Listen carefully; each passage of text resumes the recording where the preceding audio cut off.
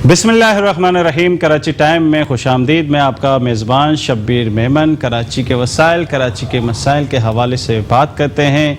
अब जो सियासी हालात नज़र आ रहे हैं और जिस तरह पुरानी हुकूमत का टाइम ख़त्म होता जा रहा है, इसी तरह जो पुराने सियासतदान थे वो एक्टिव हो रहे हैं, रिफ़्रेश हो रहे हैं और आवाम के सामने आ रहे हैं। आवाम से, अवामी नुमाइंदों से मुलाकात कर रहे हैं, आवाम से मुलाकात कर रहे हैं, सियासी हलकों में मुलाकात करते हैं। इस हवाले से आज हमने अपने गेस्ट में बुलाया है जिनका नाम है ताहिर साहब, और जो मीडिया एनालिस्ट हैं इनसे पूछेंगे कि जो इस वक्त सियासी हालात चल रहे हैं और जो इस वक्त आवाम के लिए कोई ऑप्शन बचा नहीं, वही पुराने सियासतदानों से लगता है कि कंप्रोमाइज़ करना पड़ेगा। मैं इनको आने का शुक्रिया अदा करता हूँ। ताहिर साहब, क्या हाल है? खैरियत से? बहुत बहुत शुक्रिया, आप इस प्रोग्राम में आए। जी। और इस वक्त ये देखा जा रहा है कि अवामी हलके में जो है सियासतदान, जो पुराने सियासतदान थे वो रिफ़्रेश होकर आ रहे हैं और आवाम इस वक्त जो है वैसे ही महंगाई में फंसी हुई है। जो आम आदमी है वो कर्ज़ों में डूबे हुए हैं, बड़े परेशान हैं, कुछ अजीब व गरीब हालात हैं और कोई नया ऑप्शन आवाम के लिए नहीं है। ताहिर साहब, क्या कहेंगे इस हवाले से जो इस वक्त आवाम भी परेशान है और ऑप्शन भी कोई नहीं है? देखें शब्बीर साहब, पहला मसला तो ये है कि इसमें सिर्फ इस गवर्नमेंट का कोई दोष नहीं है कि सारा हम इस गवर्नमेंट को जिम्मेदार ठहरा दें। जो आज ग्लोबल हालात है, सबसे पहले हमने देखना है खित्ते के हालात। हमें जिस दुनिया में रहना है ये एक छोटी सी दुनिया है और इसके अंदर हमें अपने पड़ोसियों से मिल के रहना है। हमें जो हमसे 7 समंदर पार है उसको भी देखना है। हालांकि वो तो 7 समंदर पार है, लेकिन वो भी हमारी सियासत में, हमारी तर्ज ज़िंदगी में हम में इन्वॉल्व है। तो इसका मतलब ये पूरी दुनिया के साथ हमें चलना है। कोई ये नहीं कि हमारे साथ अफगानिस्तान हमारे बॉर्डर में या ईरान हमारे बॉर्डर पे या इंडिया हमारे बॉर्डर पे तो इनके साथ चलना है। नहीं, जो हमारे बॉर्डर से दूर है, जो 7 समंदर पार है, हमें यूरोप के साथ भी चलना है, हमें रशिया के साथ भी चलना है, हमें अमेरिका के साथ चलना है। हमारी पॉलिसी सारी होनी चाहिए ग्लोबल पॉलिसीज़ को देखकर, और बदकिस्मती से हम लोग ग्लोबल पॉलिसी को नहीं देख रहे क्या हो रहा है। रहा अवाम का, आपने फरमाया कि अवाम का बिल्कुल अवाम के साथ बहुत बुरा हाल हो रहा है अवाम का।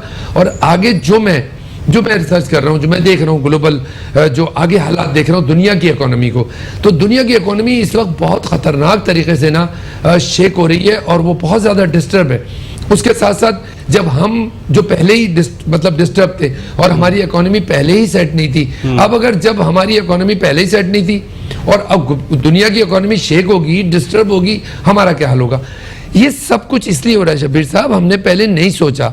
हम इमरान खान की हुकूमत, बिल्कुल मैं इमरान खान साहब को इसका जिम्मेदार ठहराऊंगा, लेकिन उनका जितना शेयर है, जितना उनका शेयर है उतना वो जिम्मेदार है। उससे पहले जो लोग बैठे थे वो जिम्मेदार है। पिछले 20-25 साल में जो कुछ पाकिस्तान के साथ हुआ है वो इतना, यानी उसको बिल्कुल किसी जबान में बयान करते हुए मैं लरसता हूँ। मैं सोचता हूँ कि यार क्या किया हमने इस मुल्क के साथ। एक वो मुल्क जहाँ पर चारों मौसम थे, वो मुल्क जहाँ पर 4 मीठी जबानें, 5 मीठी जबानें, वो मुल्क जहाँ पर लोग एक दूसरे से मोहब्बत करते हैं, जिसका आपने इजहार देखा होगा जब जलजला आया कश्मीर में किस तरह लोग खड़े हो गए थे। वो मुल्क जहाँ पर लोग एक दूसरे से मोहब्बत करते हैं, एक दूसरे का ख्याल करते हैं, उस मुल्क में ये वक्त आ गया है कि लोगों के पास खाने को नहीं है। लोगों को ज्यादातर, मेरे दोस्त हैं, आप भी जानते होंगे, जेडीसी वाले जफर अब्बास, अक्सर मेरी उनसे गुफ्तगू रहती है, तो उन्होंने कहा ताहिर भाई मुझे इतने टीसीएस उन्होंने दिखाए, कहले क्या आ रहे, फीस, स्कूल फीस, राशन, मकान का किराया।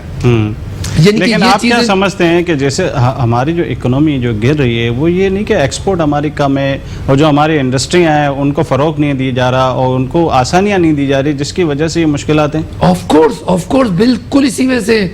क्यों कि हमारे यहाँ माफियाज हैं, बुरा नहीं मानिएगा, हमारे हर चीज़ में माफिया है। हमारे यहाँ शुगर का माफिया है, हमारे यहाँ गंदुम का माफिया है, हमारे यहाँ जो हमारे ये जो जमींदार होते हैं ये माफिया है, हमारे यहाँ आईटी का माफिया है। हमारे यहाँ हर बिजनेस ग्रुप ने अपने माफियाज बनाए हुए और वो सिर्फ अपनी बिजनेस के लिए देख रहे होते हैं, पाकिस्तान की तरफ कोई नहीं देख रहा था। यही वजह है कि पाकिस्तान को डे बाय नुकसान हो रहा है। देखें हमारी इकोनॉमी क्यों नहीं खड़ी हो पा रही है। हमारी जो भी गवर्नमेंट आई ना, उस गवर्नमेंट ने ये सोचा कि जी शुगर इनको सपोर्ट करो, गंदुम इनको सपोर्ट करो। उन्होंने माफियाज को सपोर्ट किया। अगर वो माफियाज को सपोर्ट ना करते, मैं आपको मिसाल दूंगा।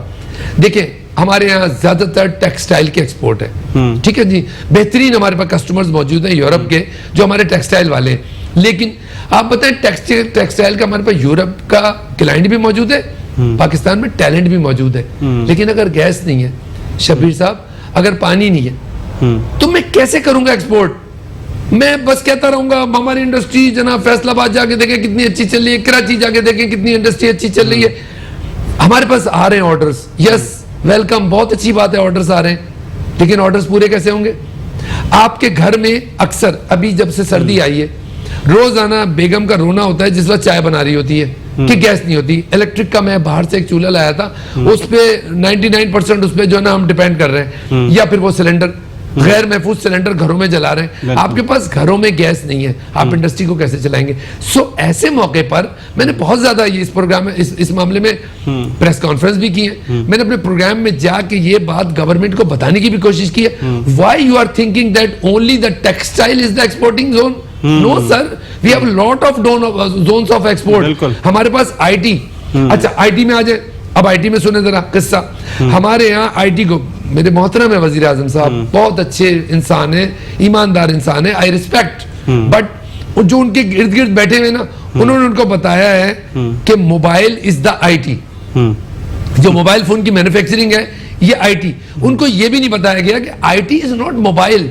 सर आईटी है laptop, desktop, all in one, keyboard, printers, scanner, बड़ी बड़ी मशीन्स, ये आईटी है। आईटी मोबाइल मैन्युफैक्चरिंग का नाम आईटी नहीं है। आप ये देखें कि मोबाइल मैन्युफैक्चरिंग को बहुत ज्यादा यहाँ पर जो है वो हम सपोर्ट कर रहे हैं। मैं नहीं कह रहा कि नहीं करेंगे, इसका दौर है, करना चाहिए, बिल्कुल करना चाहिए, लेकिन उससे पहले शब्बीर साहब जरा ये गौर करें कि आपके मोबाइल कितने का होता है? 7,000 से लेकर 5 लाख तक का, 4 लाख तक का। हम जो बना रहे हैं पाकिस्तान में 7,000 से लेकर 70,000 तक का बना रहे होंगे, 60,000 तक का, 50,000 तक का। But what is the core sale? Core sale हमारे जो मोबाइल की है ना वो है 6-7 हजार से लेकर 20,000 तक की। ठीक है जी। एक लैपटॉप जो हम इंपोर्ट कर रहे हैं ना 1.5 लाख रुपए का, 1.25 लाख रुपए का, 2 लाख रुपए का। एक प्रिंटर 70,000 रुपए, 80,000 रुपए। एक डेस्कटॉप कंप्यूटर इस वक्त i5 आपका 1.5 लाख 1.25 लाख रुपए से ऊपर चला गया। अब जब हम वॉल्यूम को देखते हैं, हम बहुत इस वक्त बहुत ज्यादा फूले नहीं समा रहे हैं कि हमने मैन्युफैक्चरिंग शुरू कर दी है मोबाइल्स की, मगर हम उसके वॉल्यूम को नहीं देख रहे कि मोबाइल्स का वॉल्यूम कितना है। मोबाइल तो हमारी अपनी खपत है पाकिस्तान में, उसमें चला जाएगा 10,000, 20,000, 15,000 का।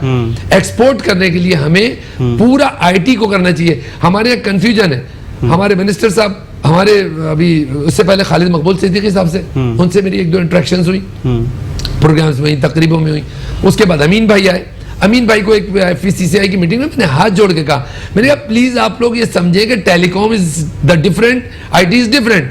आईटी की तरफ आप सोचें। आईटी क्या है? लैपटॉप, डेस्कटॉप, जो दूसरे कंप्यूटर की चीजें, इसको मैन्युफैक्चरिंग के लिए आप जुल्म देखें, आप जुल्म देखें कि हम मोबाइल मैन्युफैक्चरिंग में तो सपोर्ट दे रहे हैं, और डेस्कटॉप लैपटॉप में क्या है? लैपटॉप डेस्कटॉप में एक पाकिस्तान की इंडस्ट्री है, मैं नाम नहीं लेता क्योंकि जाहिर है हमारे चैनल्स पे फिर एडवर्टाइजमेंट वाली बात आ जाती है, नाम लो तो किसी के एडवर्टाइजमेंट हो जाती है और वो बुरी बात है, मैं वो उस तरफ नहीं जाना चाहता। एक पाकिस्तान की इंडस्ट्री है जो इस पर laptop, desktop, all in one वो बना रही है, ठीक है जी। उस इंडस्ट्री पर तो टैक्स है, sale tax, income tax, custom duty, और जो बाहर से मंगा रहा है, जो बाहर से हमारे इंपोर्टेड कंप्यूटर्स आ रहे हैं, उस पर ना सेल टैक्स है, ना कस्टम ड्यूटी है, ना कुछ है। 2%, 3% पर वो आपके यहाँ इंपोर्ट हो रहे हैं। ये बड़ी अच्छी बात है, और वो कॉस्ट में भी जो है ना हमें कम पड़ रहा है। नाज़रीन, एक ब्रेक लेते हैं, ब्रेक के बाद इस टेक्नोलॉजी के हवाले से बात करते हैं कि क्यों हमारे मुल्क में जो है वो महंगी पड़ रही है, हम बाहर से इंपोर्ट कर रहे हैं, वो हमें ड्यूटी लगने के बाद भी उसकी कॉस्ट हमें कम आ रही है। ब्रेक के बाद इस पर बात करते हैं।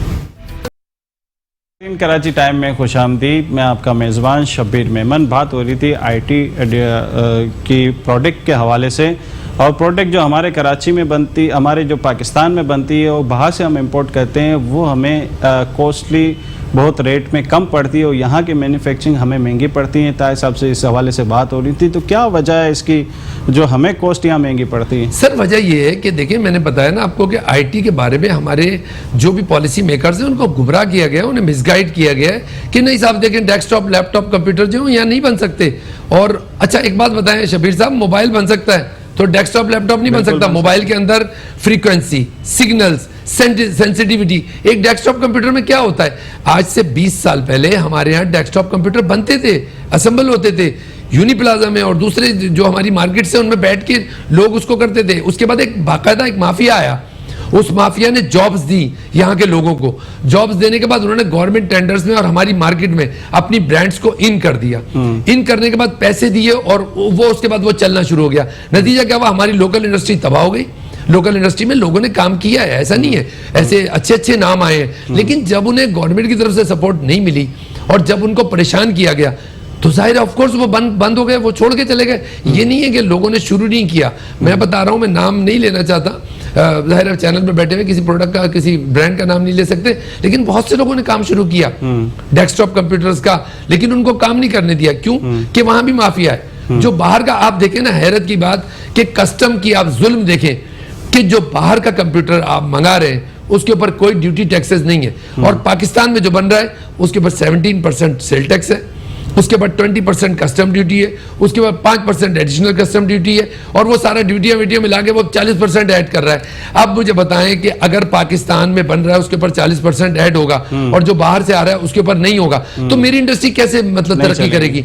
कैसे पाकिस्तान में रोजगार के मौके होंगे? कैसे इंडस्ट्री चलेगी? क्योंकि एक जो चीज बनती है तो वो 5 इंडस्ट्रियां 6 इंडस्ट्रियां चलाती है। कंप्यूटर अगर यहाँ पर शुरू होगा तो प्लास्टिक इंडस्ट्री चलेगी, मेटल इंडस्ट्री चलेगी, आपकी बहुत सारी इंडस्ट्रीज जो है, जो लोकल इंडस्ट्री वो चलेंगी। पैकेजेस की, क्योंकि हर चीज पैक होके जाती है, पैकेजेस की इंडस्ट्री चलेगी। आपने चलाने की कोशिश ही नहीं की। आपको अभी भी, आज भी मैं कह रहा हूं, अगर गवर्नमेंट इसमें आंख खोल ले, मैं खुद मिला हूं रज़ाक दाऊद साहब से और बहुत सारे मिनिस्टर से।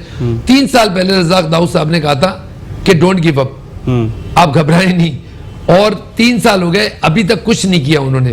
तो मसला, जब तक देखिए ये सब काम दुनिया भर में गवर्नमेंट लेवल पे किए जाते हैं। मैं अगर इंडस्ट्री बनाऊं, गवर्नमेंट सपोर्ट नहीं करे, मैं कितना पैसा लगा दूंगा, नहीं चलेगी।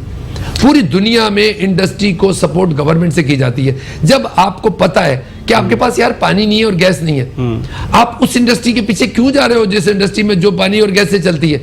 आप उस इंडस्ट्री की तरफ जाओ जो पानी और गैस से नहीं चलती, जिसमें पानी और गैस की इतनी जरूरत नहीं पड़ती, इलेक्ट्रिक से होती है। आपकी कंस्ट्रक्शन इंडस्ट्री है, उसको थोड़ा सा जाहिर सपोर्ट किया गवर्नमेंट ने, अब थोड़ा बहुत चल पड़ी है वो, लेकिन उसमें भी क्या, जमीनों के फसाने। एक जमीन 4 लोगों को अलॉट हो गई, एक को फाइल मिली, दूसरा उसके पीछे जा रहा है, कोर्टों पे दबाव पड़ा, फिर लोग कोर्टों में जाने शुरू हो गए।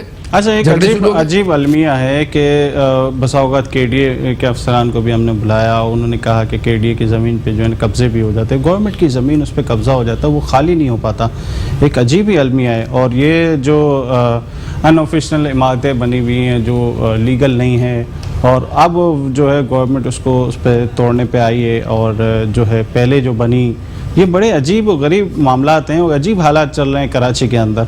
कहीं ये मामलात हैं, कहीं कब्ज़े के मामलात हैं, क्या कहेंगे इस बारे में? शब्बीर साहब देखिए, मसला ये है, मैं तो अल्लाह का शुक्र है बहुत दुनिया घूमा हूँ, मैंने कोई मुल्क ऐसा नहीं दिया देखा। कल मैं आ रहा था, कोई मतलब एयरपोर्ट से मैं कोरंगी की तरफ जा रहा था, तो मैं इमारतें देख रहा था। किसी ने मकान को आगे बनाया हुआ है, किसी ने पीछे बनाया हुआ है, किसी के 2 मंजिल ऊपर चले गए, किसी की दीवार यूं है, किसी दुनिया में इस तरह कहीं भी कंस्ट्रक्शन नहीं होती जिस तरह, खासतौर पर कराची को मैं कहूँगा। मसला यह है, देखिए गवर्नमेंट की ज़मीन पर कब्जा कौन कराता है? जनाब शब्बीर साहब, गवर्नमेंट की ज़मीन पर कब्जा कराने वाले भी गवर्नमेंट वाले ही होते हैं, वो बाहर से नहीं आए होते लोग। वो लोग कागजात में हेरा फेरी करके सपोर्ट करते हैं पार्टियों को और जाके कब्जा कराते हैं। फिर उन्हें पता है एक दफा कब्जा हो जाएगा, फिर कोर्ट में चला जाएगा। जब कोर्ट में चला जाएगा तो फिर चलता रहेगा 15 साल, 20 साल, 25 साल। हम तो अपना काम सीधा कर लेंगे ना। जब तक के देखें, जब तक सबसे पहली चीज मैं जो उसको इसमें रिकमेंड करूंगा, सबसे पहले तो पाकिस्तान की, पूरे पाकिस्तान की जमीन डॉक्यूमेंटेशन होनी चाहिए उसकी, यानी कि वो कंप्यूटराइज होनी चाहिए, उसका नक्शा कंप्यूटराइज होनी चाहिए। अभी तक कंप्यूटराइज ही नहीं है। सर, बिजली का बिल जो है वो आपका 2 नंबर नहीं बन सकता, लेकिन डॉक्यूमेंट्स दिखते हैं, बन जाते हैं। आपको देखें ना, आप कैसे जमीनों के डॉक्यूमेंट बनते हैं कि यानी एक जमीन 3 आदमियों को अलॉट हुई हुई है और तीनों दावेदार खड़े हुए, तीनों कह रहे हैं कि मेरी 200 रुपए का बिजली का बिल 2 नंबर नहीं बनेगा। क्या है ये सिस्टम ना? वही ना, देखिए सरकार वाले खुद करते हैं ना। कोई अगर जाली डॉक्यूमेंट पे कहीं कोई जमीन अलॉट हो रही है तो वो मैं तो नहीं करा, शब्बीर तो नहीं करा रहा, ताइब तो नहीं करा रहा ना। कल जो है वो ऑर्डर आ गया है नस्र टावर को तोड़ने का, और कई आवाम जो है वो जो रिहायशी हैं बेचारे रो रहे हैं, उन्होंने पैसे दिए हैं, बेचारे कहाँ जाए? बिल्कुल, और एक अजीब मतलब वाकई मैं बिल्कुल इसमें मुझे दिली हमदर्दी है नस्र टावर वालों से, उन मकीनों से जिन्होंने वो जगह ली थी। ठीक है, मुझे बहुत दिली हमदर्दी है। लेकिन जहां तक इसका ताल्लुक है कि केस क्या है मैंने केस स्टडी किया है, उस केस में देखें मसला ये शब्बीर साहब, वो जमीन 750 गज जमीन थी, ठीक है जी, 750 गज जमीन थी ऑफिशियल, जो सोसाइटी की जमीन थी। 3.5 गज जो थी वो रोड थी। हमारे पाकिस्तान में लॉ है, लोगों ने एतराज किया है हमारे चीफ जस्टिस साहब पे। चीफ जस्टिस साहब इंतहाई एहतराम मैं उनका करता हूँ, बहुत अच्छे इंसान है, वो कराची के बारे में सोच रहे हैं, वो चाह रहे कुछ अच्छाई हो। अब उनके ऊपर शुरू हो गए लोग कि जी उन्होंने बम गिराने को कह दिया, ऐसा कोई चक्कर नहीं है, उन्होंने ऐसी कोई बात नहीं की। उन्होंने कहा दुनिया में, क्योंकि जाहिर है आपको पता है हमारी ब्यूरोक्रेसी जब काम ना करना चाहे ना तो बहाने करती है। तो जब लोगों ने जाकर उनसे बहाना किया कि साहब देखें इस तरफ आबादी है, इस तरफ आबादी है, हम क्या करें, तो उन्होंने कहा दुनिया में तरीक़ेकार है, वो इस तरह उसको डिमोलिश करते हैं बिल्डिंग को कि वो नीचे से कोई ऐसा एक इक्विपमेंट होता है, उस इक्विपमेंट के जरिए उसको नीचे से वो डिस्ट्रॉय करते हैं, तो वो आराम से वो बिल्डिंग नीचे आ जाती है, जमीन दोज हो जाती है, ताकि जानी नुकसान भी ना हो और लोगों को मतलब आस पड़ोस वालों को भी नुकसान ना हो। इतनी बात को हमारे मीडिया में और कुछ लोग जो बैठे वही माफिया। देखिए लॉ है, रोड रेगुलराइज नहीं हो सकती। फर्ज करें मैंने मकान बनाया, आप जानते होंगे, बिल्कुल आपकी बात, मैंने मकान बनाया, मैंने थोड़ा सा वॉलेशन कर दी, थोड़ी सी वॉलेशन तो आप पैसे देके रेगुलाइज कर सकते हैं, but I can not go to the road and build the my home house और एनीथिंग, और मैं उसके बाद कहूँ इसको रेगुलाइज कर। जमीन फॉर सेल होती है, रोड एक चीज मैं आपको और भी इंपॉर्टेंट इस वक्त आपको गोशगुजार करूंगा। देखिए मसला क्या है, मसला ये है कि नर्सरी पे रहने वाली, जो नर्सरी इस वक्त कराची की सबसे बड़ी फर्नीचर मार्केट है, आपको पता होगा। हर साल नर्सरी में जब बारिश होती है तो पानी आता है और वो पानी मार्केट में चला जाता है। इस दफा लास्ट ईयर जो बारिश हुई थी उसके अंदर नर्सरी के दुकानदारों का 1-1 करोड़ का भी लॉस हुआ है, 1-1 करोड़ का भी लॉस हुआ है। आपको पता है उसकी वजह क्या है? उसकी वजह ये कि नर्सरी की उस मार्केट के सामने जो नाला जा रहा है ना, वो वही नाला है जिसपे नस्ला टावर तामीर हुआ है। वो नाला वहां से क्रॉस करके निकलता है और उस नाले के ऊपर, वो नाले को आगे पीछे करके उसके ऊपर कंस्ट्रक्शन कर दी गई। कुछ उसमें रोड थी, कुछ नाला था, कुछ मिला मिला के उसके ऊपर कंस्ट्रक्शन कर दिया। हमारे यहाँ नालों के ऊपर कंस्ट्रक्शन कर देते हैं। हाँ। अभी एक फिरिया रोड पे आपने देखा होगा, बंस रोड पे कॉलेज बना है, ठीक है जी, वो कॉलेज, वो नाला था, उस नाले के ऊपर कॉलेज बन गया। अच्छा, आवाम भी जो है ना प्रॉपर्टी लेते वक्त देखा गया है कि पूरा सर्च नहीं करती, बस ठीक है बुकिंग आ गई, वो बुकिंग करना शुरू हो जाते हैं, ना बिल्डर्स उनको कोई डॉक्यूमेंट्स दिखाते हैं, ना वो देखना चाहते हैं। एक अजीब ही अंधा मामला है। बहुत अच्छी बात आपने कही। देखिए दुनिया में हर जगह आप अगर कोई बिल्डर है ना, या आप स्टेट ब्रोकर हैं, आपको पता है वहाँ बाहर कनाडा में, यूएसए में, चाइना में, वहां पर स्टेट का काम ऐसे कर नहीं सकता बंदा, उसको बाकायदा 2 साल का कोर्स करना पड़ता है। नहीं, उनको पूरे एरियाज दिए जाते हैं, उनको एरियाज दिए, और उस एरियाज में दूसरा कोई एजेंट काम नहीं कर सकता। उनकी ट्रेनिंग भी होती है कि जी आपने किसी को अगर कोई चीज दिलानी है तो आपने ये डॉक्यूमेंट देखने हैं। हमारे यहाँ क्या मसला है, हमारे यहाँ एक तो सबसे बड़ी बदकिस्मती ये है कि मैं मतलब गुर्बत, ठीक है, और रातों रात हमने बनना है बहुत पैसे वाला, ये चीज लोगों को अंधा कर देती है। और क्या होता है, लेने वाला बेचारा क्या सोच रहा होता है, वो सोच रहा होता है मेरे पास 1.5 करोड़ रुपए है और 1.5 करोड़ रुपए में मुझे ये चीज मिल रही है। क्योंकि जब इस तरह की इलीगल चीज होती है तो शबीर साहब नेचुरली वो सस्ती होती है ना, क्योंकि फ्री की जमीन है। 750 गज थी एक्स्ट्रा ऑफिशियल जमीन खरीदी, 350-400 गज उसमें फ्री मिल गई। जब मैंने उसको मिला के 1100 गज की बिल्डिंग बनाई तो उस बिल्डिंग का 30% तो फ्री हो गया ना, मुझे जमीन फ्री है, जमीन की कॉस्ट कम हो गई। जब जमीन की कॉस्ट कम हो गई और जब मैंने उसमें फ्लैट बेचे, एक गरीब आदमी आया, उसने कहा यार मुझे सेंटर ऑफ द सिटी में एक फ्लैट मिल रहा है और वो फ्लैट अगर मैं इधर उधर होता हूँ तो 2.5 करोड़ का मिल रहा है, ये बंदा मुझे 1.5 करोड़ का दे रहा है। बिल्कुल, चलो मुझे ठिकाना मिल गया, ऑफिस जाऊंगा तो मेरा पेट्रोल बच जाएगा, यहाँ से हॉस्पिटल भी करीब है, यहाँ से बच्चे का स्कूल भी करीब है। ना क्लास जमीनों में लोग 2-2 लाख के प्लाट बेच, वो फिर उसमें ना इस वजह से वो बेचारे फंस जाते हैं। अच्छा, लेने वाला बदकिस्मती से हमारे मुल्क में लेने वाले को कुछ नहीं पता होता, वो टोटल ब्रोकर और बिल्डर पे डिपेंड कर रहा होता है। और बिल्डर और ब्रोकर, मैं नहीं कह रहा सारे बुरे हैं, ऐसा नहीं है। इस मुल्क में अच्छे लोग भी हैं, बहुत अच्छे लोग भी हैं, बहुत ईमानदारी से काम करने वाले भी हैं, लेकिन बदकिस्मती से गलत काम करने वाले ज्यादा हैं। उसकी वजह से जब वो उनके हत्थे चढ़ते हैं तो फंस जाते हैं बेचारे। वो एक और भी बात है, प्रॉपर्टी खरीदते वक्त लोग वकला से भी रब्ता नहीं करते, वो छोटी सी फीस लेते हैं लेकिन प्रॉपर काम होता है। बिल्कुल बिल्कुल, वकील से रब्ता करना चाहिए, प्रोफेशनल लोगों से। और एक और बात भी मैं आपको बता दूं, एक और पैटर्न है हमारे यहाँ, जब हम प्रॉपर्टी लेने जाते हैं ना तो बस हम देखते हैं मकान अच्छा है, जगह अच्छी है, लेकिन हम ये नहीं देखते कागज अच्छे हैं या नहीं। अभी रिसेंट मेरे लॉज है, वो आया हुआ था बाहर से, जर्मनी से आया हुआ था, तो उसकी वाइफ ने उसको गिफ्ट किया है अपना बंगला जो उसने बनाया था, वो बीवी ने उसको मियाँ को गिफ्ट किया है। वो गिफ्ट डीड जब मुझे बन के आई, मैंने गिफ्ट डीड को पढ़ा, मैंने कहा यार ये क्या है, इसके अंदर तो कुछ भी नहीं है। 2 पेपर पे उसने गिफ्ट डीड बना के दे दी।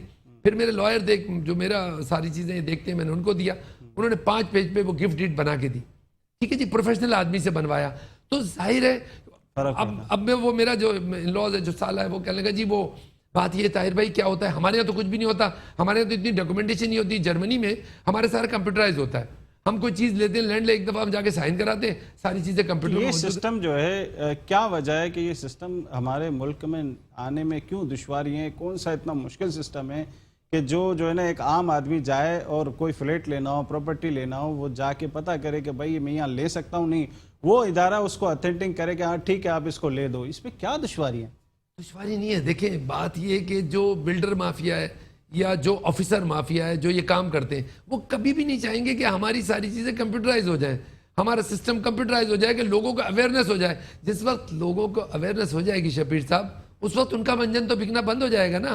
वो इसलिए मैं उसको महकूम रखे हुए और पूरी मालूमात फराम नहीं करते कि उनको किसी तरह, अच्छा गरीब आदमी है, पढ़े लिखे इतने लोग होते नहीं और इतनी तरफ फोकस भी नहीं करते। अच्छे अच्छे पढ़े लिखे मैंने देखा है, वो लोग बस वो कहते हैं कहाँ साइन करना है, वो पेपर को पढ़ते भी नहीं है। बाद में क्या होता है, पेपर में किसी का नाम, अगर फर्ज करें वो उसका नाम था सैयद से सैयद रह गया, आगे वाला नाम आ गया। अब आगे जब बेचने जाते हैं ना, उस वक्त अगर होशियार आ जाए लेने वाला, तो फिर बंदा फंस जाता है, वो 10 डॉक्यूमेंट में ऐप निकाल देता है और ऐप निकालने का फिर वो प्रॉपर्टी की वैल्यू गिर जाती है। अच्छा, अभी देखा ये जा रहा है कि जिस तरह अभी हुकूमत के दिन कम रह गए हैं और जिस तरह करीब आ रहे हैं इलेक्शन और नई पॉलिसियाँ आ रही हैं, नए लोग आ रहे हैं और जो अब सियासत की तरफ और वही पुराने लोग ही नज़र आ रहे हैं, कोई नया चेहरा नज़र नहीं आ रहा, आवाम के लिए ऑप्शन लेना बड़ा मुश्किल नहीं? देखिए बहुत वाकई बहुत बड़ा सीरियस ये एक केस है, बल्कि एक प्रोग्राम का मैं आपको हवाला दूंगा, उसमें मैं एज ए एनालिस्ट बैठा था, मेरे राइट साइड पे पीटीआई वाले थे, मेरे लेफ्ट पे जो है वो पीपल्स पार्टी की कोई आई हुई थी कश्मीर से। तो जब प्रोग्राम ख़त्म हो गया तो वो जो पीटीआई वाले साहब थे, उन्होंने पीपल्स पार्टी वाली को कहा कि आप तो माशाल्लाह इतनी पढ़ी लिखी हैं और इतनी अच्छी आप बोलती हैं, आप हमारी पीटीआई में आ जाएं। तो मैं वहीं बैठा हुआ था, मैंने उनको दोनों को रोका और मैंने उनसे कहा, मैंने कहा यार एक बात कहूँ, क्या? मैंने कहा ना आप इनकी पार्टी बन जाए ना इनकी पार्टी में, आप लोग कोशिश करें एक नई पार्टी बनाएं। क्योंकि मैं बताऊं, मैं बिल्कुल होता यही है कि टूटी हुई जंजीर की कड़ियां इकट्ठी करते हैं। मुझे बताएं आजमाए वे को क्या आजमाएंगे आप? हमने पीटीआई को आजमा के देख लिया और मैं बिल्कुल इसमें कोई शक नहीं है कि इमरान खान साहब कोई इलेक्शन में आना चाहे तो उसको ठीक ठाक पैसा खर्च करना पड़ता है, नहीं, तो कैसे शरीफ आदमी आएगा? देखिए मैं आपको बताऊं, जिस दिन अवाम बेदार हो जाएगी, अवाम खड़ी हो जाएगी और अवाम को पता है कि शब्बीर साहब जो है इनको मैं वोट दे रहा हूं और शब्बीर साहब वोट देके मेरे वोट का तकद्दुस करेंगे और वोट की इज्जत करेंगे। जैसे हमारे नवाज शरीफ साहब ने एक नारा लगाया था, वोट की इज्जत। जिस दिन गरीब आवाम को पता चल जाएगा कि शब्बीर साहब जो मेरे दरमियान से खड़े हुए हैं और एक अच्छे आदमी है, एक अच्छे इंसान है, ये मेरे वोट की इज्जत करेंगे, जब ये इलेक्ट हो जाएंगे तो मेरे लिए लड़ेंगे, आप यकीन करें शब्बीर साहब को 1 रुपया खर्च करने की जरूरत नहीं पड़ेगी। ये अवाम वो है अपनी सूखी रोटी निकाल के शब्बीर साहब के इलेक्शन पे लगाएगी। लेकिन मसला क्या है?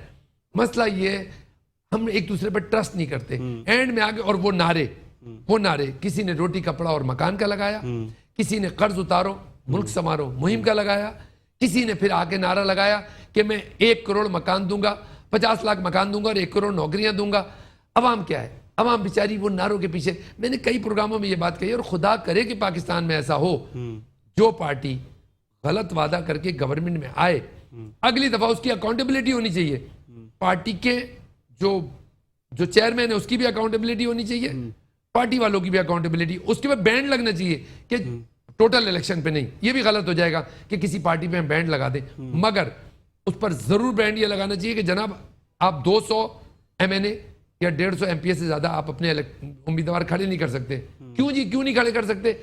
इसलिए कि पिछला जो आपने इलेक्शन जीता, उस इलेक्शन में आपके ये नारे थे, इन नारों इन वादों में से इतने % पूरे हुए। उसको ट्रांसपेरेंट कौन करे? अदालत मौजूद है हमारे यहाँ, अवाम मौजूद है हमारे यहाँ, फोरम्स मौजूद है हमारे यहाँ, ये कौन सी बात है? कर सकते हैं बिल्कुल। अच्छा चले नहीं देंगे 100% सजा, कम से कम एक शोकास तो मिलेगा, कम से कम पूछा तो जाएगा जनाब आपने वादा कि जनाब अली, आपको पता है हमारे नबी अकरम सल्लल्लाहु अलैहि वसल्लम मतलब वो कितना वादे का ख्याल करते थे। कहते हैं कि बच्चे से वादा ना करो, बच्चे से भी, यानी मैंने अपने बच्चे से वादा कर लिया कि मैं टॉफी लेके बेटा शाम को आऊंगा। मेरा बच्चा है ना, मैंने कहा यार बेटा कल ले आऊंगा, वो भी गलत है।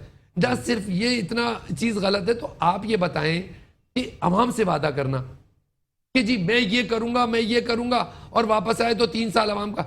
मैं ये नहीं कह रहा कि पीटीआई, नो पीटीआई सर, मुझे सिर्फ इतना बता दें, पीपल्स पार्टी बड़े मकबूल, मेरे बिलावल भुट्टो जरदारी साहब लीडर है, बड़े मकबूल जरदारी साहब लीडर है, बड़े मकबूल हमारी बेनज़ीर साहिबा थी, तो मगर रोटी और कपड़ा और मकान का कितना वादा पूरा हुआ? मुझे मैं नहीं कह रहा कि सेंट्रल गवर्नमेंट में वाकई पीपल्स पार्टी आई, बहुत कम काम किया, नहीं कर सकी, रुकावटें थी। सिंध में सर 13 साल 12 साल हो गए पीपल्स पार्टी की गवर्नमेंट है, कितना रोटी और कपड़ा और मकान का जो नारा था वो पूरा हुआ? छोड़ दे कराची को, वोट नहीं दिया उसने। लेकिन असल जो हमारा जो मामला आ रहा है वो आ रहा है कर्ज का। जितना कर्ज बढ़ता जाता है उतना ही जो है वो डॉलर डेवलप करता है और रुपया हमारा गिरता जाता है। अगर आप कर्जे में होंगे तो आप अब सबसे पहले क्या करेंगे? अगर आप मुल्क को छोड़ दें, एक आम आदमी अगर कर्ज में आ जाएगा तो क्या करेगा? देखिए कर्ज कैसे उतरेगा? आपके ऊपर कर्ज अब हजारों की अरब चढ़ चुका है। हमारे घर में जो चीजें होंगी हम उसको सेल आउट करेंगे, कर्ज उतारेंगे, बिल्कुल, तो किया ही नहीं जाता। नहीं देखिए उसके लिए पॉलिसीज है ना। आप प्राइवेटाइजेशन करें चीजों की, आप जमीनों को जैसे क्या है आप ऑक्शंस करें उनके, मगर उससे पहले जमीनें डॉक्यूमेंटेड तो होगा क्या? आपने ऑक्शन कर दिया, आई बाहर से, कोई बाहर के लोग भी आए, बाहर से किसी चाइना से। हमारे पास इतनी जमीनें हैं कि अगर वो सेल आउट किए जाएं, भले बिल्डर्स को किए जाएं, लेकिन ये है कि अगर फुल सोशल में जो है इसको ऑक्शन किया जाए तो मैं नहीं समझता कि इतना रुपया ना आए। देखिए उसकी वजह क्या है? उसकी वजह आप ऑक्शन करेंगे कैसे? सबसे तो एग्जिस्टिंग हो ना, सबसे पहले आपके यहाँ जमीन डॉक्यूमेंटेशन नहीं है। आपके जितने भी बोर्ड ऑफ रेवेन्यूज हैं उनकी जमीन जो है वो नहीं है डॉक्यूमेंटेड। जब वो डॉक्यूमेंटेड हो जाएगी, कंप्यूटराइज हो जाएगी और पता होगा कि इतनी जमीन ये इसकी है। कराची में तो दावे देखे जाते हैं, बोर्ड ऑफ रेवेन्यू कहता है मेरी जमीन है, केडीए कहता है मेरी जमीन है, केएमसी आ जाता है। अजीब व गरीब मामला। देखिए कराची को छोड़ दें, कराची को हम थोड़े दिन, हम इस वक्त चूंकि आपने कहा पाकिस्तान का कर्जा, तो हम इसको ओवरऑल पाकिस्तान के एस्पेक्ट में देखते हैं, कराची को हम नहीं लेते। ओवरऑल पाकिस्तान तो जमीन है ना, लेकिन सिस्टम वही हर जगह। आप कराची को ले लें, आप इस्लामाबाद ले लें, आप पेशावर ले लें, आप जहां भी देखें। अभी आपने देखा होगा वो कोकर बरादरान की जमीन जो गिराई गई, बड़ी बड़ी कब्जे किए हुए थे। यानी यहाँ तो सफेद पोश कब्जे कर रहे हैं, वो लोग कब्जे कर रहे हैं जिनको जरूरत ही नहीं है, जो आराम से एक बंगला बना सकते हैं। उन्होंने बंगले की जगह, कब्जे की जगह पे अपने इतने बड़ी बड़ी हवेलियां बनाई हुई हैं। देखिए सबसे पहले जो आपकी बात है, आई एग्री, हम इस तरह की जमीन ऑक्शन करके, हम प्राइवेटाइज करके, हम अपनी एक्सपोर्ट बढ़ा के कर्जे उतार सकते हैं। बट उसके लिए सबसे पहले क्या करना पड़ेगा? सबसे पहले ट्रस्ट डेवलप करना पड़ेगा। ट्रस्ट कैसे डेवलप होगा? आप ऑक्शन करेंगे, आप ऑक्शन करेंगे जी हाईवे पे इतने एकड़ जमीन हम नीलाम करने जा रहे हैं, ऑक्शन करने जा रहे हैं। सबसे पहले तो बोली लगेगी कैसे? एक गाड़ी मैं अगर बेचने जाता हूं और एक एक्सपर्ट आके यूं करके चारों तरफ लगा के देखता है और कहते नहीं ये तो टच हुई हुई है। टच हुई हुई गाड़ी 10 लाख रुपए की 7 लाख रह जाती है। सिर्फ टच हुई हुई, मेजर एक्सीडेंट की बात नहीं कर रहा, 10 की 7 रह जाती है। जब वो मेजर एक्सीडेंट होती है कितनी रह जाती है? 4 रह जाती है। जब ऑक्शन में आप जाएगा बंदा सामान देख, जमीन को देखने के लिए, और वो देखेगा ये जमीन प्रॉपर डॉक्यूमेंटेड नहीं है, इस पर उधर से वो आ गए बंदे, वो कह रहे हैं हमारे तो आबाओ अजदाद के पास 300 साल से ये जमीन है, ये तो हमारी है। तो जब वो चीज उसकी वैल्यू डेवलप नहीं होगी, अब क्या करेंगे? वो कौड़ियों के दाम पे बिकेगी, तो उससे हमारा कर्जा नहीं उतरेगा। ऐसी जमीनों पे तो कब्जा भी तो हो रहा है और वो खाली भी नहीं कराया जा रहा। नहीं, कैसे कराएंगे? जब तक कि डॉक्यूमेंटेशन उसकी प्रॉपर नहीं होगी और बाकायदा उसका प्रॉपर वे नहीं होगा कब्जा छुड़ाने का। कब्जा छुड़ाने के लिए भी चाहिए ना। अब आप कब्जा छुड़ाने जाते हैं, वहां से पथराव शुरू हो जाता है, लोग औरतों को लाके वहां पे बिठा देते हैं। अब हमारे यहाँ जाहिर कल्चर ऐसा है कि हमारे औरतों की ताजीम है, खवातीन की ताजीम है। अब उनको कौन उठाएगा वहां? अच्छा चलें जी कोई बात नहीं, लेडी पुलिस ले आते हैं। कितनी लेडी पुलिस है हमारे सिस्टम में? हमारे सिस्टम में अगर 1000 पुलिस वाले होंगे ना, 50 लेडी पुलिस होगी। तो बात ये कि देखिए इस तरह नहीं होता। ये हमें करना पड़ेगा, गवर्नमेंट को एक पॉलिसी बनानी पड़ेगी। पहले इतना हमारा कर्जा है, इसको उतारने के लिए क्या हो? उसमें एक एस्पेक्ट ये हो सकता है आप वाला कि जी हम जमीनी भी ऑक्शन करें, हम अपनी एक्सपोर्ट बढ़ाएं, हम FBR माशाअल्लाह डिपार्टमेंट है। ये डिपार्टमेंट है जिसने हमें कर्जदार किया है और यही डिपार्टमेंट है जिसने हमारा कर्जा उतारना है। आप FBR की हालत देखिए ना क्या हो रही है। मतलब रोजाना एक नोटिस चलाता है। अच्छा किसको नोटिस मिल रहा है? जिसने इनकम टैक्स लिया हुआ है, जिसने सबक याद किया वो सुना भी उसी से जा रहा है। उसी से भी सुना जा रहा है। नए टैक्स, आप अभी चले जाएं, आप कराची की किसी मार्केट में चले जाएं, आप कहें जनाब मुझे एक 50,000 का सामान खरीदना है। गुफ्तगू जो है ना करते हैं नाज़रीन, एक ब्रेक की तरफ जाते हैं और ब्रेक के बाद बात करते हैं कि एफबीआर के हल्के में इस वक्त क्या क्या वर्किंग हो रही है और क्या क्या आवाम के लिए सहूलियात हैं और जो नॉन फाइलिंग है उसके लिए क्या काम किया अब तक। ब्रेक के बाद इस पर बात करते हैं। वेलकम बैक नाज़रीन, कराची टाइम में खुशामदीद। मैं आपका मेज़बान शब्बीर मेमन। बात हो रही थी एफबीआर के हल्का अहबाब से कि वहाँ पर नॉन फाइलर से 2% टैक्स लिया जा रहा है, फाइलर से 1% लिया जा रहा है और काफ़ी ऐसे हल्के हैं जहाँ से टैक्स की कोई बात नहीं हो रही। सिर्फ बैंकों के अलावा किसी मौजू पर बात नहीं होती। जब हम इनकम टैक्स के वकील के पास जाते हैं तो बैंक की स्टेटमेंट वो मंगाते हैं और जो डॉक्यूमेंटेशन होती है वो मंगाते हैं, लेकिन सारी चीज़ों पे बात नहीं हो रही और लोग बैंकों से डर रहे हैं और बैंकों से पैसा निकाल रहे हैं, अकाउंट बंद करा रहे हैं। तारिक साहब से हमारी बात हो रही थी इस मौजू पे, क्या कहेंगे इस जो ये पॉलिसीज़ के हवाले से? सर, सबसे बड़ा जो इसमें किरदार है ना, और ये पूरे बिगाड़ में जो किरदार है वो एफबीआर का है। एफबीआर आज तक हमारा सही हो ही नहीं सका और ना होगा, क्योंकि इसको ना हम अपनी मर्जी से ट्विस्ट कर रहे होते हैं बार बार। 2 साल तक करप्शन करते रहो, उसके बाद एक एमएसटी आ जाएगी। लेकिन पिछली हुकूमत जो हुकूमत चल रही है, इमरान खान ने कहा कि मैं एफबीआर को सबसे पहले शफाफ करूंगा और सही करूंगा, तो क्या हुआ अब तक? कर काम दिया ना, सही कर दिया ना इमरान खान साहब ने। आ गया ना, कर्जा वर्जा सब उतर गया, इकोनॉमी ऊपर चली गई। सर नहीं किया। देखें, जो काम करने वाले थे, जैदी साहब जो आए थे हमारे, वो उसमें जो एफबीआर के चेयरमैन जो आए थे, तो उनको भी मतलब नहीं काम करने दिया गया। एफबीआर में जो काम करने आएगा ना उसको काम नहीं करने देंगे। सबसे ज्यादा प्रेशर बैंकों की तरफ क्यों होता है? बैंकों की तरफ ये होता है कि वहां से ट्रांजैक्शन होती है और ट्रांजैक्शन से पकड़ते हैं। ट्रांजैक्शन नहीं कर रहे हो तो कैश पे कर रहे हैं। कैश पे अब सारी कहां से पकड़ेंगे? देखें, हमारी मैं यही तो कह रहा हूं ना, एफबीआर जब तक हमारी इकोनॉमी डॉक्यूमेंटेड नहीं होगी, हमारी इकोनॉमी डॉक्यूमेंटेड है ही नहीं ना। आप अभी चले जाए मार्केट में, ये कराची इतनी बड़ी मार्केट है, आप चले जाए किसी से 2 लाख रुपए का सामान लेने के लिए, आप उससे रसीद मांग लें, वो रसीद नहीं देगा। हालांकि कराची में कितने डाके पड़ते हैं, लेकिन आज भी कराची की मार्केट में अरबों रुपए का कैश का काम हो रहा है। लेकिन प्रॉपर्टी में भी ये देखा जा रहा है कि काफी ट्रांजैक्शन होती है, लेकिन गवर्नमेंट डॉक्यूमेंटेशन कुछ भी नहीं है, कोई टैक्सेस नहीं है, कुछ नहीं है। नहीं, उसमें यही वजह है ना कि डॉक्यूमेंटेड नहीं कर रहे हैं। अभी अब एमएसटी दे देते हैं, एमएसटी देते हैं, उसमें भी जितनी, आप ये देख लेना कि आप एक जो ऑफिशियल एक मकान 10 करोड़ का है, उसकी जो गवर्नमेंट वैल्यू है 4 करोड़ है, 6 करोड़ का तो गवर्नमेंट को वैसे ही नुकसान हो रहा है। तो उसकी वैल्यू, भले उसका टैक्स कम कर दे, लेकिन वो वैल्यू पे, देखिए झूठ बड़ी बुरी चीज है। जो मैंने सुना है कि झूठ को मतलब बहुत हमारे मजहब में भी झूठ को बहुत बुरा कहा गया है। ऑफिशियली एक मकान 6 करोड़ का अगर होता है गुलशन इकबाल में, जब हम उसकी सेल डीड कराने जाते हैं तो 3 करोड़ में होती है। मुझे इन अरबाब इख्तियार से इतने सिर्फ पूछना है, मेरे भाई अल्लाह के बंदे, झूठ वैल्यू क्यों लिखवाते हो? आप अगर 2% 3 करोड़ पे ले रहे हो तो आप 1% 6 करोड़ पे ले लो। कम से कम इकोनॉमी डॉक्यूमेंटेड तो होगी। जो आपके पास ब्लैक पैसा होता है, होता क्या है? होता ये कि मैंने पैसा कमा लिया 10 करोड़ रुपए, रिश्वत ली मैंने, रिश्वत लेने का मेरा पैसा आ गया, पैसा आने के बाद मैंने एक मकान खरीद लिया। अब 4 करोड़ रुपए में मैंने 10 करोड़ रुपए की अपनी जो ब्लैक मनी थी उसको वाइट कर लिया, 6 करोड़ मेरे वाइट हो गए। अगर गवर्नमेंट ये करे कि 1% ले और पूरी वाइट पे ले, वाइट पे, यानी जो वैल्यू इलाके में इतना पता चल जाता है। डॉक्यूमेंटेशन के चार्जेस तो काफी कम हुए हैं। डॉक्यूमेंटेशन के चार्जेस कम किए ना, लेकिन प्रॉपर्टी को तो असल वैल्यू पे ले आए ना। कि अगर किसी जगह की, लेट सपोज डिफेंस की कोई प्रॉपर्टी है, 10 करोड़ की प्रॉपर्टी वहां 5 करोड़ में होती है। क्यों होती है भाई 5 में? प्रॉपर्टी की ट्रांजेक्शन में तो टैक्स आप उसको 10 पे लाओ ना, जो तो उसकी 10 वैल्यू है। उसके अंदर क्या होगा कि जब कोई चोरी के पैसे का या कोई गलत पैसे की चीज खरीदने जाएगा, उसको संभालना मुश्किल हो जाएगा कि 10 करोड़ रुपए का तुमने मकान लिया है। अभी क्या होता है, 4 करोड़ रुपए के लिए तो वो क्या करता है, कोई बॉन्ड खरीद लिया, कुछ कर लिया, कुछ आगे पीछे करके उससे लोन लिया, उसको मैंने तो ये कर दिया। 6 करोड़ तो उसका वैसे ही वाइट हो जाता है ना, एक मकान खरीदने में, एक प्लॉट खरीदने में। जब तक ये चीजें, इन पर तवज्जो नहीं दी जाएगी और इसको सीधा नहीं किया जाएगा और झूठी इकोनॉमी हम बनाते रहेंगे, ये बताएं ये झूठ किसने कायम किया है? ये तो गवर्नमेंट ने किया ना। ये तो ऑफिशियल है ना मेरे भाई। गुलशन इकबाल में 3 करोड़ रुपए के बंगले की वैल्यू 1.5 करोड़ है ऑफिशियल। तो ये ऑफिशियल किसने मुकर्रर की है?